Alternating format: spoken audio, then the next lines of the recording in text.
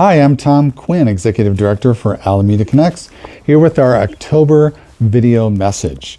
So first, our next community meeting is coming up on Wednesday, October 5th at 7:30 a.m. at West Metro Fire Rescue Headquarters. It will be a hybrid meeting again.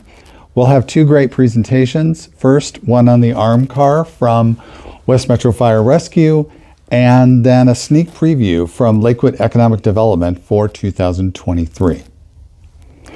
Again, this is a hybrid meeting, but just some advance notice that in January we'll be going back to all in person. Also in October, we have two really fun tours coming up, our annual haunted tours, and we had one last year that was very well attended, so we split it up this year into two. So Friday, October 14th and Friday, October 21st, meet at 7 p.m. in front of the Heritage Lakewood Visitor Center. Tour takes about an hour, so learn some more about the haunted side of Lakewood history and specifically about some of the buildings at the Lakewood Heritage Center. Also, we'll have a table at Lakewood Cider Days this year, the weekend of October 1st and 2nd. So come on out and see us there. And we'll see everyone hopefully on October 5th for our community meeting.